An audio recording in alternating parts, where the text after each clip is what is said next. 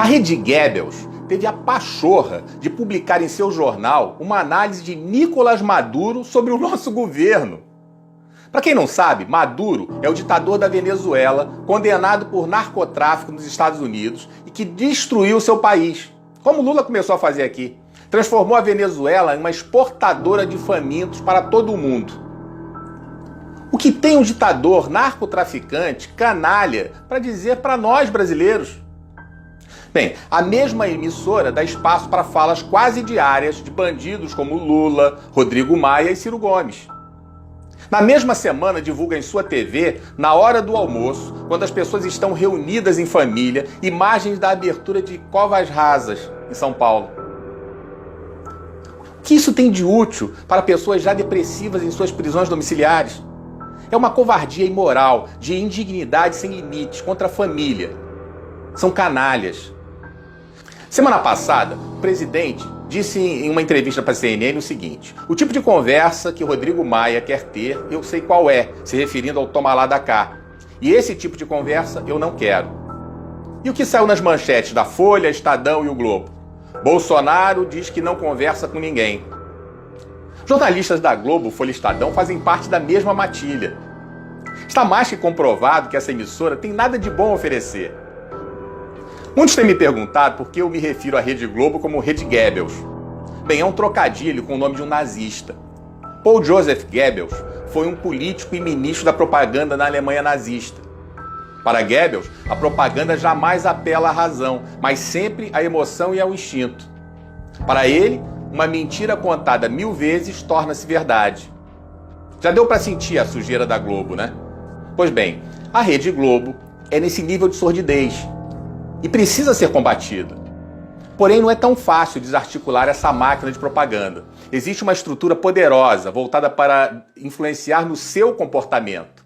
Desde aquilo que você deve comer, os eletrônicos que você deve usar, o carro que você deve escolher e, principalmente, a política que convém para eles. Eles têm os políticos deles.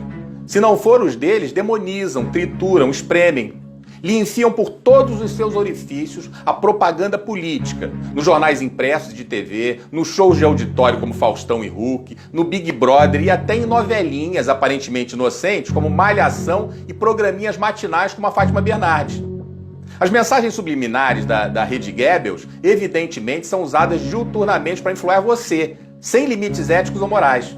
Estabelecem uma estratégia sórdida para sua grade de programação que cumpre o compromisso de não informar e de manipular sem dó. Por exemplo, escolhem um inimigo por vez, ignoram os outros e se concentram em um até acabar com ele, como fazem com Bolsonaro.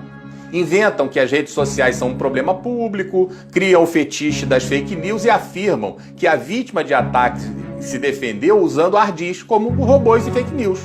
Tudo que não lhes convém dizem que é falso. Mas são eles que produzem grande parte das mentiras que se propagam. Atribuem todos os males sociais a esse inimigo. A pandemia não é culpa da China. A China é inocentezinha. O genocida não é o Partido Comunista Chinês, nem a OMS e suas trapalhadas. O genocida é Bolsonaro. Exageram as más notícias até desfigurá-las, transformando um problema em 1000 problemas, criando assim um clima de profunda insegurança e temor. Até que você se pergunte, meu Deus, o que vai acontecer? Transformam tudo numa coisa torpe de má índole. Tentam enfiar em sua cabeça que ações do inimigo deles são vulgares, ordinárias, fáceis de descobrir. Bombardeiam incessantemente seu alvo com novas notícias para que você não tenha tempo de pensar, pois está sufocado por elas. Discute a informação com diversas interpretações de seus especialistas, mas todas contra o inimigo escolhido. O objetivo desse debate é o do receptor não perceber que o assunto interpretado não é verdadeiro. Oculta toda a informação que não seja conveniente. Estão contra a família, em sua malhação, no Big Brother, nos jornais, tentando ditar o comportamento e um comportamento libertino. Mas boa parte da população está acordando. Eles distorcem, tiram de contexto e são máquina de propaganda dos corruptos. Não se trata de Bolsonaro, trata-se de interesses financeiros. Ainda sangram os cofres públicos, mas existe hoje um controle. O governo federal se tornou um empecilho para eles. Os ladrões têm seu braço político com o Maia e Alcolumbre no Congresso, o braço judiciário com o Toffoli no STF e a propaganda capitaneada pela Globo. Claro que existem outros veículos de comunicação, outros deputados, senadores e juízes tão venais quanto esses.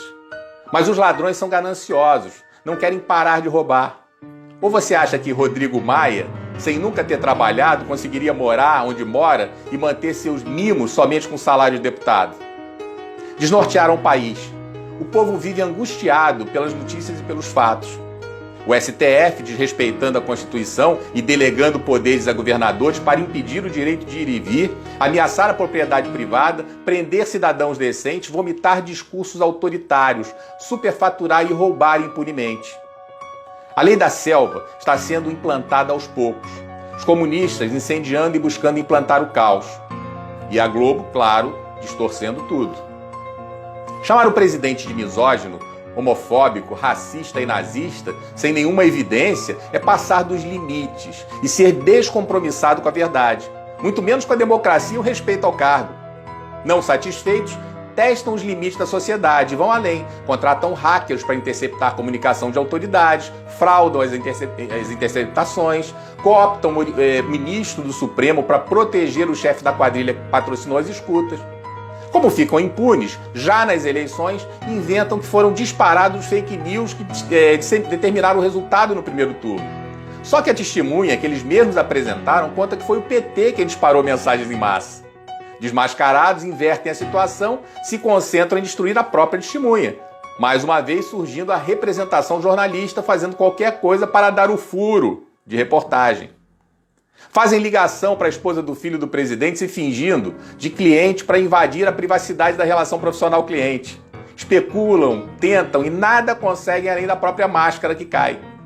Devassam a vida da família da primeira-dama e publicam fofocas sobre mãe, avó, irmão. Fazem o mesmo com os irmãos do presidente. Diariamente especulam sobre os rendimentos do filho, Flávio, e ignoram o milionário movimento do presidente da Alerj, blindando-o.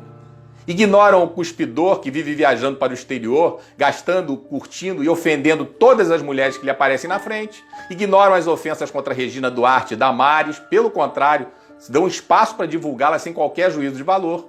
Criam um cenário especulativo em tom de fofoca mesmo, inventando que havia um homem na casa de Bolsonaro que teria atendido a chamada e autorizado a entrada do miliciano.